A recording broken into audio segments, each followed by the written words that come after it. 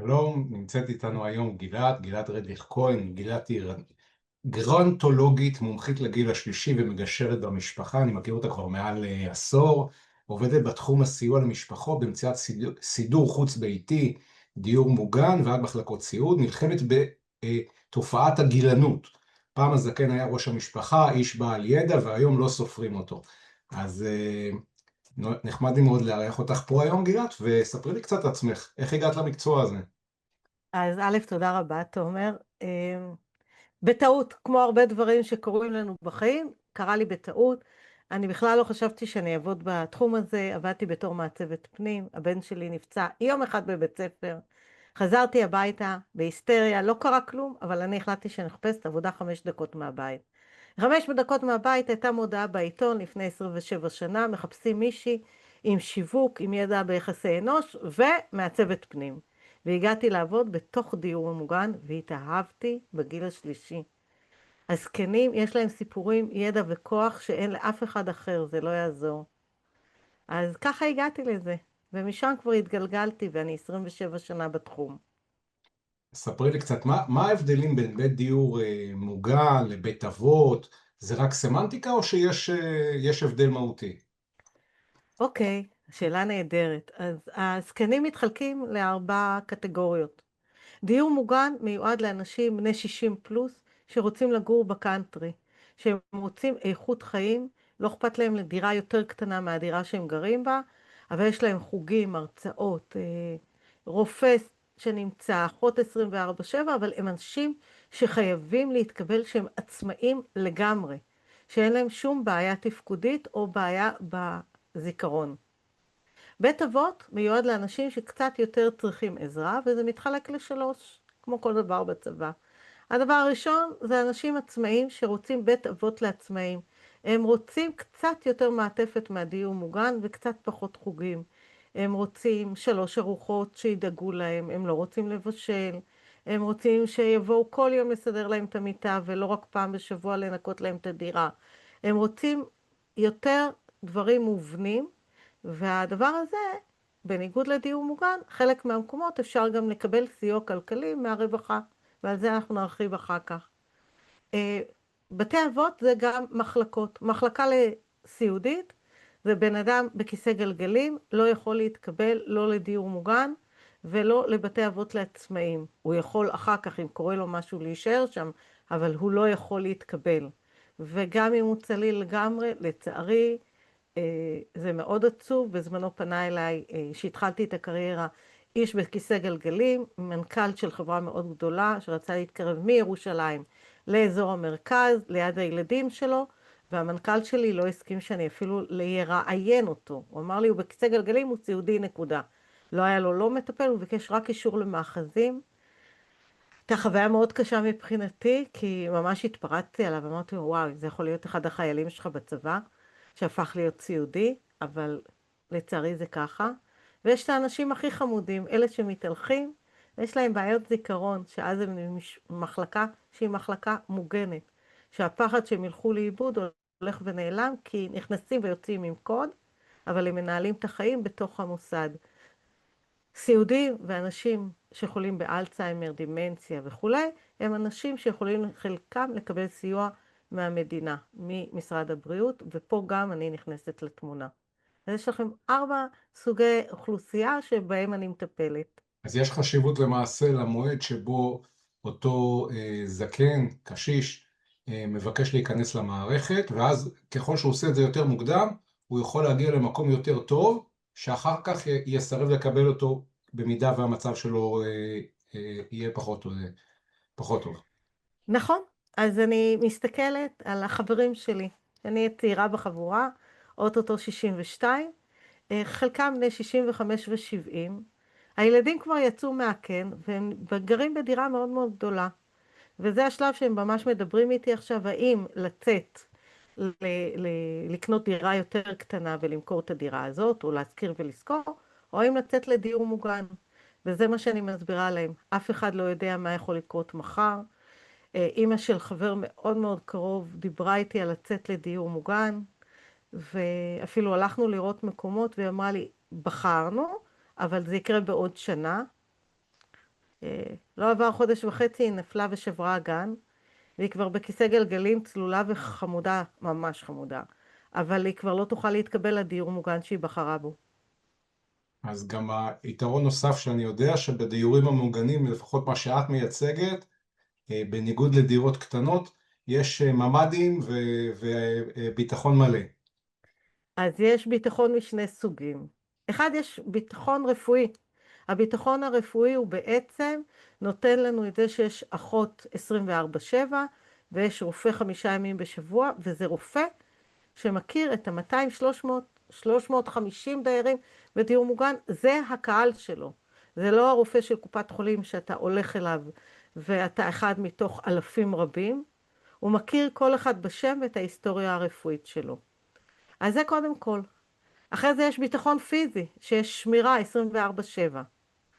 ובנוסף לכל הדברים האלה, גם יש את הביטחון שאם קורה לך משהו, אתה יכול להישאר בדירתך ולהביא מטפל, ויש מישהו מלבד המשפחה שישים עין על המטפל, והבן אדם לא רק יהיה סגור בדירתו, אלא גם יוכל ללכת לחוגים ולהרצאות. אני שאלתי והתכוונתי לנושא של מיגון פיזי, אה, של אז, ממ"ד או מקלט. זה קיים בבית אבות? בדיור מוגן? אוקיי, אז כן, א', יש או ממ"דים, או שיש מרחבים קומתיים סגורים, ואני מראה במלחמה, ממש ציידו, היו כיסאות עם שמות לכל דייר, ככה יכלו לדעת אם מישהו לא מגיע, עם שתייה, עם אוכל, עם הכל, וכן, יש את הביטחון לצאת מהדירה, ומיד בהמשך הקומה יש לך ממ"ד. ספרי לי איזה שני סיפורים ככה שזכורים לך שהשפיעו עלייך בקריירה. וואו.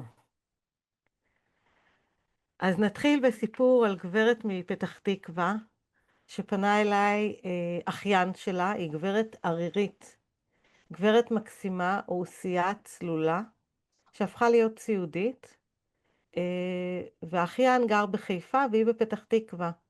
קבענו פגישה והוא אמר לי, אני צריך לבוא כדי שנוכל לפתוח את הדלת. מצאתי אישה במיטה, שבעצם השירות היחיד שהיה לה זה כמה שעות מביטוח לאומי, היא מטפלת מדהימה שהסכימה לבוא גם בבוקר וגם אחרי הצהריים, חילקה את זמנה, הכינה לה אוכל, השאירה לה ליד המיטה, אבל זה 5 ימים בשבוע, בוקר ואחרי צהריים. שאלתי אותה, איך היא מסתדרת? אז היא אמרה, זה בסדר, למדתי בשכיבה להחליף לעצמי חיתול. הנה, את רואה, יש פה, הגעתי, זה היה יום חמישי, יש פה שקית לחיתולים. יש לי פה ליד המיטה, כי היא לא יכולה לקום לבד מהמיטה, קופסאות שימורים, אני אוכלת וזורקת את זה גם לשקית, וביום ראשון המטפלת מוציאה את הדברים. וואו, אני לא יכולתי לעמוד בזה. היא כל כך רצתה לצאת למוסד, ובגלל שהיא ערירית ואין לה כסף, היה לי ברור שהמדינה תעזור. ביקשתי את רשותם, התקשרתי על המקום, דיברתי עם מנהל בית אבות בפתח תקווה, וממש התחננתי שלמרות שהם עוד לא ראו את המסמכים הרפואיים, ולא פנינו למדינה שיעזרו לי, ותוך שעתיים הגיע האמבולנס ופינה אותה, וזה היה פשוט נורא, זה היה לא להאמין שהיא ככה חיה חודשים, שמיום חמישי אחרי צהריים ועד יום ראשון בבוקר, נפש חיה לא נכנסת, והיא משרתת את עצמה ברמת להחליף חיתולים. זה מקרה שהשאיר בי, וואו, הרבה כאב לב, ולפחות ידעתי שעשיתי משהו עבורה. ובאמת, תוך שבועיים היא קיבלה סיוע מהמדינה, כי הוכחנו שהיא ערירית ואין לה כלום ושום דבר. והמקרה השני זה בחורה צעירה, בת יחידה, יפה כמו ציור, עם הורים פחות מ-60, ששניהם חולי שיטיון, בעברית, דימנציה או אלצהיימר במינוחים המקצועיים, והיא כבר קרסה מלטפל בהם. היא לא היו לה לא חיי חברה, לא בן זוג, לא עבודה מסודרת. באמת תוך ימים סידרתי לה מוסד מקסים לשני ההורים, ואחד הדברים שהיא אמרה לי זה, גילת, אני לא הולכת להביא ילדים לעולם. אמרתי לה, למה? אמרה לי, תקשיבי, נכון שסטטיסטית זה 10%, אבל שני הורים בגילאים צעירים, אני לא רוצה ליפול נטל על ילדים. לפני פחות משנה פגשתי אותה במקרה, והיא הייתה נשואה לבחור אלמן עם 3 ילדים, עם גדל את הילדים שלו, והיא אכן לא רוצה להביא ילדים לעולם. אימא שלה חיה במוסד 17 שנה, ואבא שלה נפטר אחרי 7 שנים. אז כן, אז אם אומרים לי שהולכים למות בבית אבות, אז אנחנו מדברים על הגיל השלישי, אבל הנה, הם גם חיו הרבה מאוד שנים, ולא היו לה מילים להודות לי, ולשלוח לי מלא מלא לקוחות שאני אעזור להם כמו שלה. אוקיי. לא שאלתי אותך, קצת חוצפנות, כמה עולה השירות שלך ולמה בכלל לפנות אלייך אם יש באינטרנט הכל, כל המידע? אוקיי, אז נתחיל מהסוף, השירות שלי לא עולה להם כסף. יש לי הסדר עם כל הדיורים מוגנים בבתי האבות בארץ, על עמלה אחידה, כך שאין לי סנטימנטים לבתי האבות או לדיור המוגן. כל מה שחשוב לי זה לתת את השירות האידיאלי ולמצוא את הסידור המדויק. וכשאני אומרת מדויק, זה משהו שאתם לא יכולים למצוא באינטרנט בשום מצב. לדוגמה, הייתה לי גברת דרום אמריקאית, שהבת הפסיקה לתפקד, האמא הצליחה לעבוד על המטפלת כמה פעמים ולברוח לה, הייתה חולה באלצהיימר, ואחד התנאים של הבת זה שנמצא בית אבות לתשושי נפש, זאת ההגדרה, אבל עם דוברי ספרדית. מצאתי מקום מקסים שגם היו בצוות דוברי ספרדית, וגם חלק גדול מהמחלקה דוברי ספרדית. אממה, סיפור מצחיק, כי כשנכנסנו, היה חדר לא עם דוברת ספרדית, והמנהל התחייב בכתב אפילו, שאיך שיתפנה הוא יעביר אותה להיות עם גברת דוברת ספרדית. מהרגע הראשון הם התאהבו אחת בשנייה. אחת דיברה עיראקית, אחת דיברה ספרדית. הן היו מקשיבות לטונציה אחת של השנייה, ועוזרות אחת לשנייה, הם הלכו שנים יד ביד, וכמובן שלא הפרדנו ביניהם. אז זה סיפור אחד. סיפור שני, זה באמת צריך להתאים את המוסד המדויק. חילונים, דתיים, איזה סוג כשרות, הרבה מאוד שאלות. האם המוסד עובד עם סיוע המדינה או עובד רק באופן פרטי? הרבה מאוד דברים נכנסים באמצע, והתפקיד שלי הוא להכיר את מאחורי הקלעים. כשאני ממליצה על מקום, זה כי אני עובדת איתו הרבה מאוד שנים, אני 27 שנה בתחום, זה לא יום ולא יומיים. וכן, היו מקומות שעבדתי וניתקתי מגע כי התחלף מנהל והשירות לא אותו שירות. אני יודעת כל מה שקורה מאחורי הקלעים, איפה מתחלף צוות, איפה לא. אז כן, את זה לא תמצאו באינטרנט, גם אם תכנסו לביקורת של משרד הבריאות, זה יהיה מספרים יבשים. אז עוד תגידי הסבר לי, למה.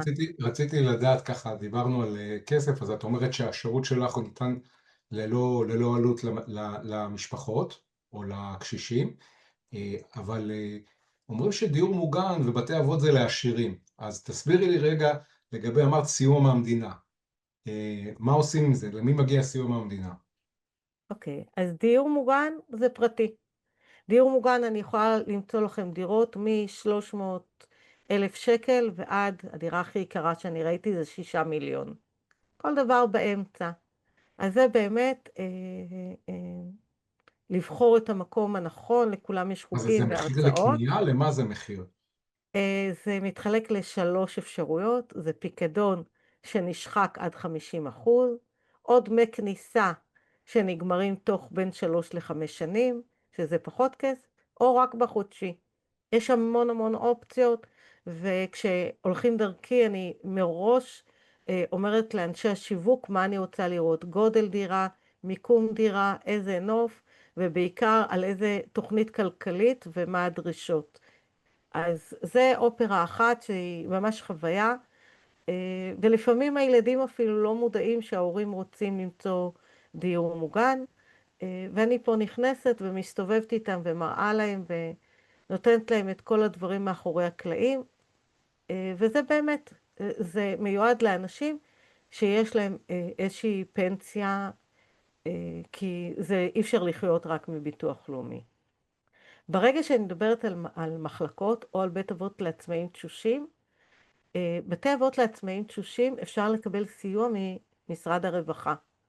צריך לפנות באופן מסודר, אחרי שבחרנו מקום, אחרי שהעברנו מסמכים רפואיים ואישרו אותנו, אז אנחנו פונים דרך מחלקת הרווחה בעירייה, ועושים תחשיב כלכלי, ואני תכף אדבר על התחשיב הכלכלי.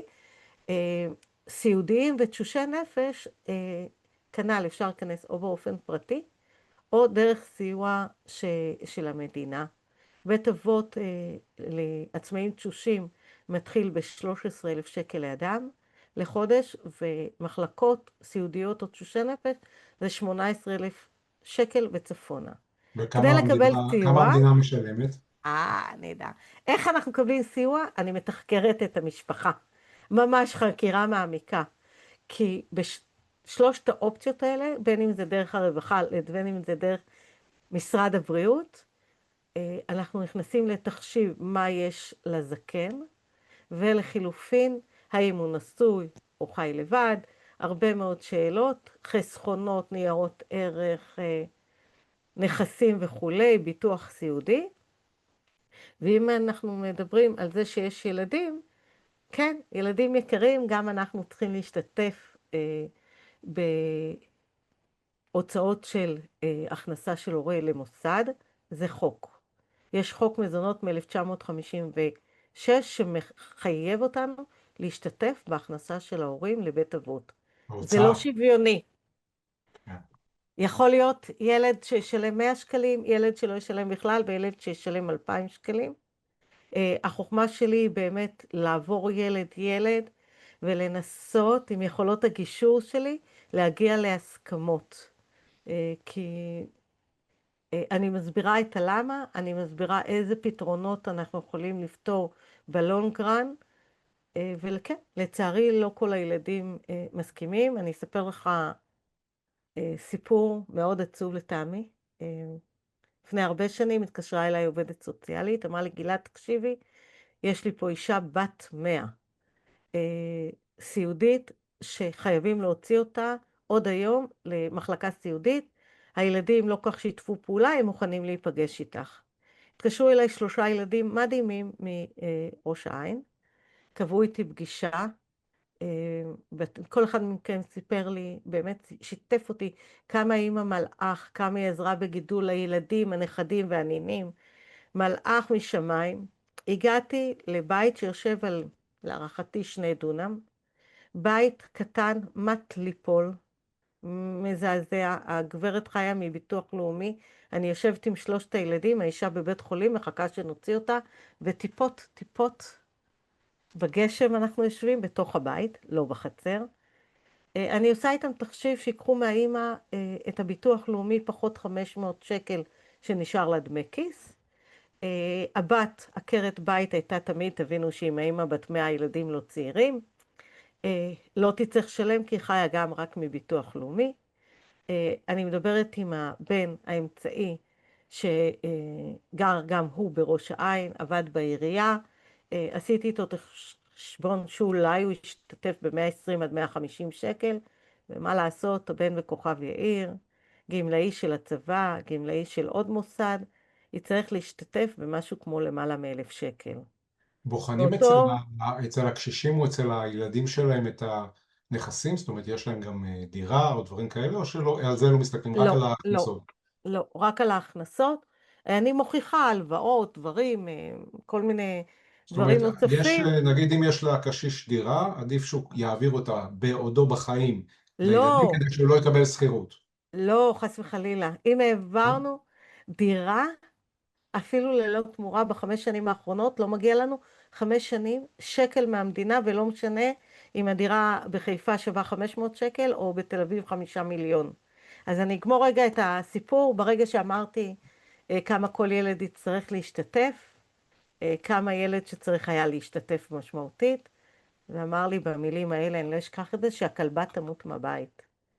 אני, וואו, לא יכולה לשכוח את זה בחיים. יצאתי בבכי, דיברתי עם העובד סוציאלית, שלחו אותה באמבולנס הביתה, והיא מתה בגשם בתוך הבית.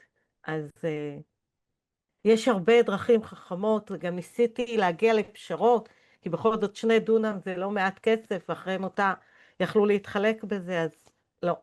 אז לילדים מסתכלים על ההכנסות, ולקשיש של כל ההכנסות, לא רק על זאת על אומרת, גם על ההכנסה הנכס השוטפת, מקרקעין, במידה ויש לו. נכון. אז אנחנו נבקש להשכיר את הנכס, וגם זה ילך לטובת בית האבות.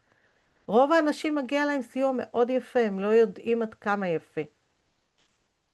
תני לי טיפים שאני רוצה לבחון בית אבות או דיור מוגן.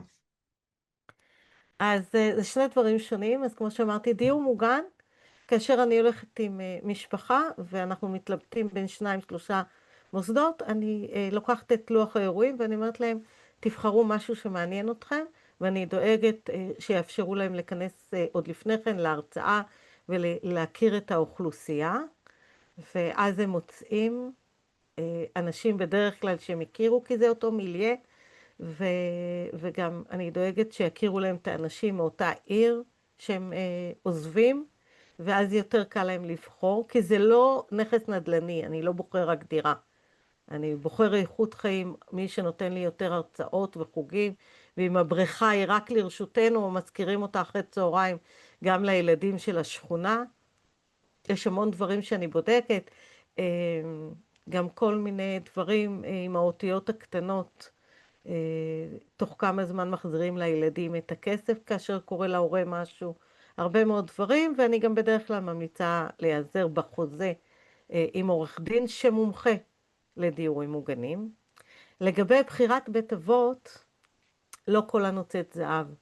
יש בתי אבות סיעודיים שהם חדשים וחדישים, אבל הצוות מתחלף כל שבועיים, ויש בתים שהם לא הכי חדישים, אבל הצוות הוא ותיק ואני מכירה אותו כבר 10 ו-15 ו-18 שנה, הם יודעים מי אני ואני יודעת מי הם. אפשר להיכנס ולראות הערכות של משרד הבריאות, איך הם גמרו ביקורות, ולבתי אבות יש ביקורות בשעות בלתי ידועות. יום, לילה, אמצע הלילה, 2 בלילה, דופקים 3 אנשים, אומרים, היי, באנו לראות מה קורה, למי החלפתם חיתולים, לוקחים דוגמיות אוכל. יש ימים שמגיע פשוט 14 אנשים ופושטים על המחלקה, וכן, מאוד חשוב לדעת איך גומרים ביקורות, אני ובעיקר, שמח לשמוע שעובדי משרד הבריאות עובדים, 1, ו-2, שהם עובדים בשעות לא שגרתיות, 2. הם עובדים נפלא, ולא משנה מתי אני מתקשרת ואם יש ביקורת, אנחנו לא יכולים לדבר איתך, וסוגרים לי את הטלפון, הם תמיד בהיסטריה, והכי חשוב זה לשאול משפחות. אתה בא, אתה רואה, אנחנו מסננים, אחרי שראינו מספר מקומות, מוסד, ופשוט לבוא, לשבת במחלקה, ולשאול בני משפחות, האם זה טוב בעיניהם, כמה זמן הם נמצאים. אף אחד לא חייב להשאיר, גם אם טוב נכנס... שגם הבית אבות או הדיור מוגן יהיו בסביבת המגורים של הילדים. מאוד מאוד חשוב, מאוד מאוד חשוב, וגם מאוד מאוד חשוב להבין דבר אחד, שגם אם נכנסנו למחלקה בקוד סיוע של המדינה, אנחנו יכולים לעזוב, אנחנו יכולים להחליף בית אבות.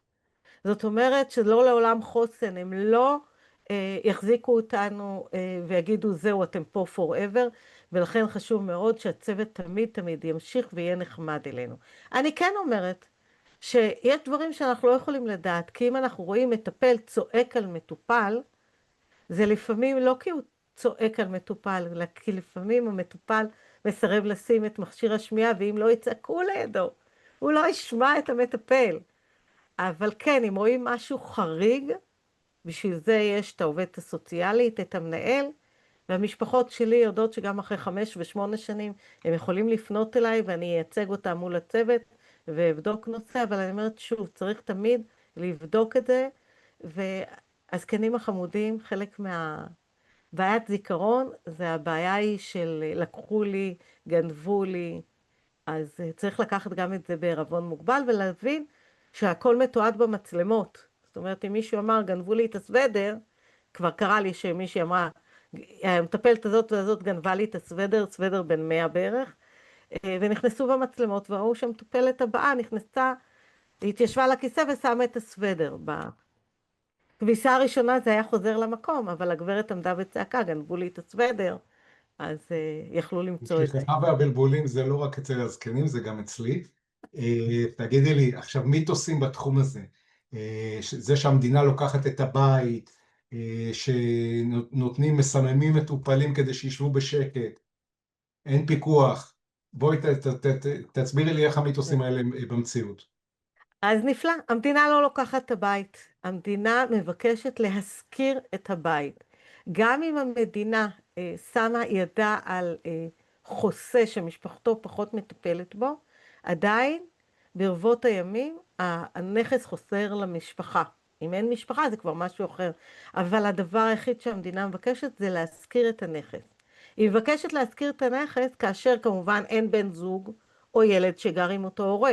לא אומרים לילד, חיית עם אמא 30 שנה, עכשיו תעזוב את הבית. הילד נשאר בבית. אפשר כן, להזכיר את זה לנכדים, אם רוצים ככה שמישהו מהמשפחה כן, ישמור על הדירה? כן. אה, אוקיי. משרד הבריאות הולך אפילו לקראת, הוא מבקש בדרך כלל משני מתווכים הצעת מחיר כמה אפשר לקבל בשכירות. הם נכנסים גם לרשימות מדלן והם יודעים כמה אפשר לקבל בשכירות. ילד או נכס יכול להשכיר ב-50% מהשכירות שמוצעת במשק. זאת אומרת, אפשר אפילו לתת את זה לנכד בהנחה, ו... ומשהו ישלם ילך למימון הטיפול. נכון. אוקיי. שאלת על גבי מסממים. אני חייבת להגיד לך, בניסיון של הרבה מאוד שנים, בבית מטפלים הרבה יותר קל להם לתת עוד תרופת שינה ועוד משהו להרגיע את המטופל, כי הם קורסים מלטפל בו. במוסד הם מעדיפים שהבן אדם אפילו יהיה טיפה אגרסיבי, ושאפשר יהיה להפיק ממנו משהו. היה לי פעם שנכנסתי יש גם לערוד תיעוד, נכון? זאת אומרת, בבית, אם יש מטפל, הוא יכול, אם יש איזושהי תרופה, לתת, ואף אחד לא מתעד את זה. שם נכון. כל תרופה מתועדת, זאת אומרת, הוא לא יכול לעשות דברים שהם חלילה מעבר למה שצריך. הכל נרשם ברמת אפילו מה הבן אדם לא אכל מארוחת הבוקר, כדי לדעת אם הוא לא רעב כרגע, כי זה קורה, או זה משהו שיש בעיה במערכת הבליעה והתזונאית תיכנס לפעולה. הם מתעדים הכל, איך הבן אדם ישן, איך הבן אדם אכל, את היציאות, את המשקל, את הכל, וסתם, אני אספר לכם, כשבן אדם נכנס למקלחת עם מטפל, המטפל לא יכול להלביש את הבן אדם לפני שאחות או אח באים וחותמים שהם ראו שאין עליו חבלות או מכות.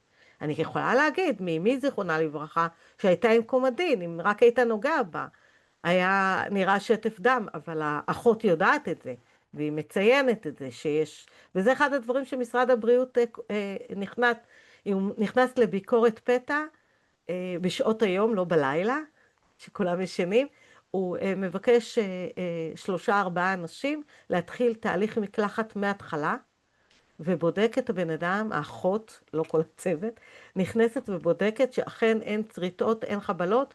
מי כמונו יודעים, למי שיש ילדים קטנים או נכדים קטנים, אם לא החלפנו חיתול בזמן, רואים את זה, אי אפשר להסתיר את זה. דרך אגב, החוק מחייב אותם בין 5-6 חיתולים מינימום החלפה ביום, וחתומה על זה אחות, כולל החלפה באמצע הלילה ושינוי תנוחה שלא יהיו פצעי לחץ. אז הוצאתי לא מעט אנשים מסוממים מהבית, הרבה פחות זה קורה. לפעמים יש חוסר איזון תרופתי. אם הבאתי אישה שהייתה ערה 22 שעות ביממה, לקח בערך 1.5 חודשים למצוא את האיזון בין היום ללילה, אבל הכל בשקיפות מלאה עם המשפחה. גילת, ופיקוח, כמו שאמרתי, יש פיקוח כל הזמן. אנחנו, איך אומרים, זמננו תם. אני רוצה מאוד להודות לך על זה שהסכמת להשתתף פה, ואיך אומרים, אנחנו יודעים כבר, קיבלנו כמה טיפים, ונשמח להפנות אלייך את ההורים שלנו ואת המשפחות במידת הצורך. תודה רבה. תודה לך, תומר, ואני פה באמת, גילת, הלוחשת לזקנים, כל מה שקשור לבתי אבות ודיור מוגן, ושוב, השירות הוא ללא עלות, הסברתי לכם גם איך ולמה, ותודה רבה לתוכנית המדהימה הזאת.